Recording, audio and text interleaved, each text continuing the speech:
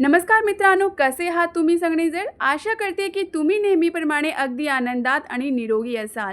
मित्रांनो, आज पुन्हा एकदा तुमच्यासाठी एक अतिशय उपयुक्त व्हिडिओ घेऊन आले आहे. या व्हिडिओमध्ये मी तुम्हाला असे अनेक छोटे-छोटे जुगाड आणि काही भन्नाट उपयोगी टिप्स सांगणार आहे, ज्यामुळे तुमची रोजची काम खूपच सोपी होतील. त्यामुळे हा व्हिडिओ तुम्हाला आवडला तर नेहमीप्रमाणे एक लाईक नक्की करा आणि जर तुम्ही आमच्या चॅनलवर पहिल्यांदाच आला असाल तर चॅनलला नक्की सबस्क्राइब करा. चला तर मित्रांनो, सुरुवात करूया आपल्या पहिल्या उपयुक्त टिपासून. आपण महिनाभरात किराणा सामान एकदाच आणतो.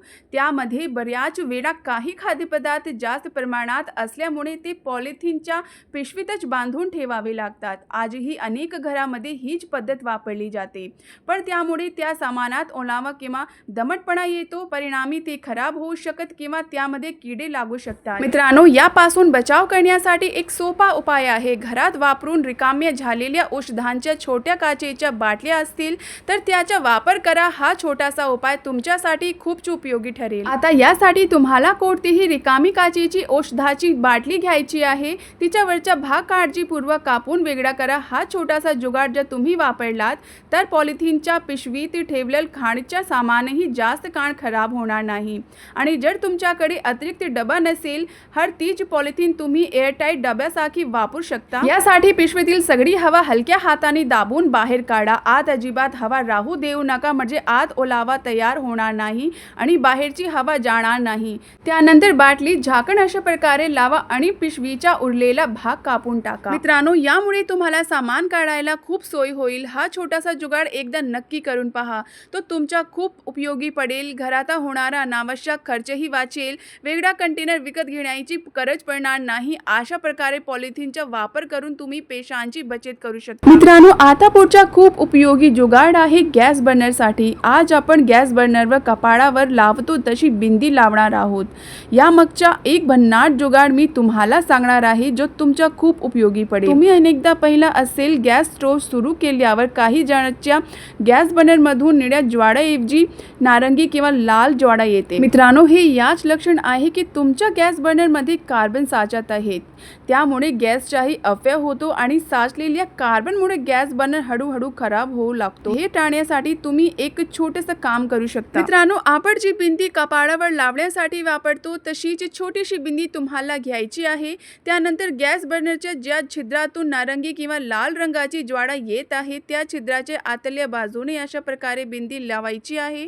त्यानंतर गॅस सुरू करायची आहे. हळूहळू त्याचे जेवढे छिद्र आहेत ते सगळे व्यवस्थित सुरू होते आणि तुम्ही पाहाल की गॅस बर्नरमधून जी नारंगी किंवा लाल रंगाची ज्वाळा येत होती ती पूर्णपणे बंद होईल. याच कारण म्हणजे कार्बनमुळे गॅस बर्नरच्या छिद्रातून जी नारंगी किंवा लाल रंगाची ज्वाळा येते ती पूर्णपणे येत बंद होईल. मित्रांनो, कारण बिंदीचा जो गोंद असतो तो त्या जागेला पूर्णपणे झाकून टाकतो. त्यामुळे तुम्ही इथे याचा लाईव्ह रिझल्टही पाहू शकता. जस की तुम्ही आधी पाहिल, यामधून नारंगी आणि लाल रंगाची ज्वाळा येत होती, पण ज्या ठिकाणाहून नारंगी ज्वाळा येत असेल त्या ठिकाणी तुम्ही बिंदी लावा. तेव्हा तुम्ही पाहाल की तो भाग खूप चांगल्या प्रकारे झाला आहे आणि त्यामधून गॅसची अजिबात नासाडी होत नाही. तर आता तुम्ही पाहू शकता, जस आधी यामधून नारंगी आणि लाल रंगाची ज्वाळा येत होती तशी आता अजिबात येत नाही. मित्रांनो, व्हिडिओ तुम्हाला जर जरा सुद्धा आवडत असेल तर नेहमीप्रमाणे एक लाईक नक्की करा.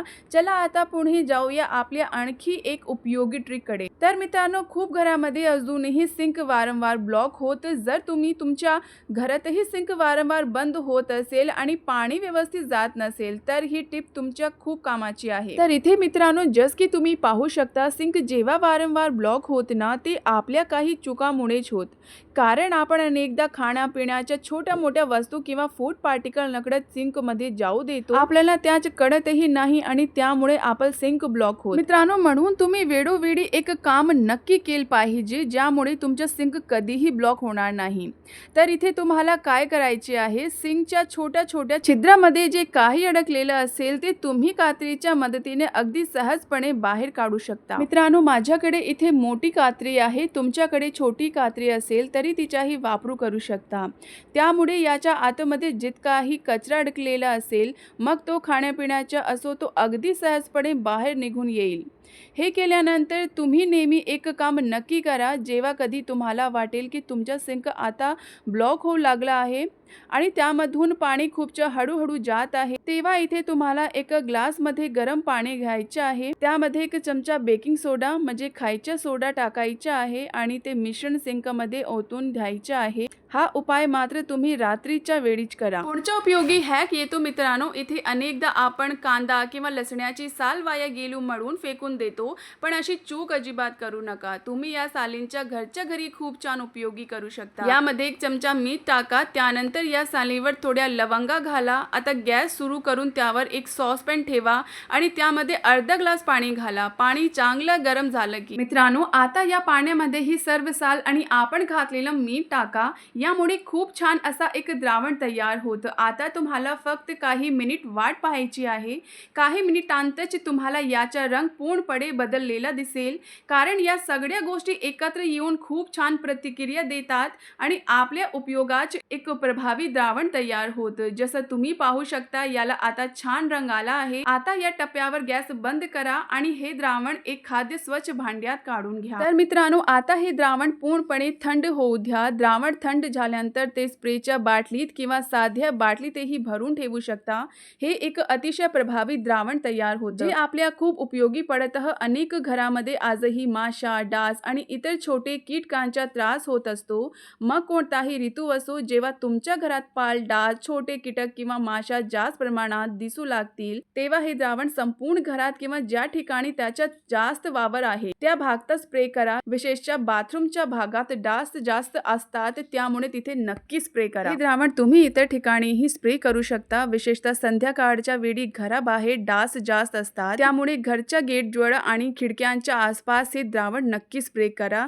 तसेच ज्या ठिकाणी पाल, माशा किंवा इतर छोटे कीटक जास्त येतात त्या ठिकाणीही याचा वापर करा. याचा परिणाम इतका प्रभावी आहे की नियमित वापर केल्यानंतर पाल, डास, माशा आणि इतर कीटकांचा त्रास मोठ्या प्रमाणात कमी झालेला तुम्हाला दिसून येईल. मित्रांनो, या काही छोट्या पण अतिशय उपयोगी टिप्स आणि ट्रिक्स आहेत. याचा वापर केल्याने तुमच्या दैनंदिन जीवन तर सोपं होताच, शिवाय घरातील अनेक कामही अधिक सहज होतात. या सर्व उपायांसाठी कोणताही अतिरिक्त किंवा अनावश्यक खर्च करावा लागत नाही. त्यामुळे आजचा व्हिडिओ आवडला असेल तर एक लाईक नक्की करा आणि तुमच्या मित्रमैत्रिणी सोबतही शेअर करायला विसरू नका. तसेच जर तुम्ही आमच्या चॅनलवर पहिल्यांदाच आला असाल तर चॅनलला नक्की सबस्क्राईब करा. चल तर मग मित्रांनो, पुन्हा भेटूया अशाच एक नवीन आणि उपयुक्त व्हिडिओमध्ये.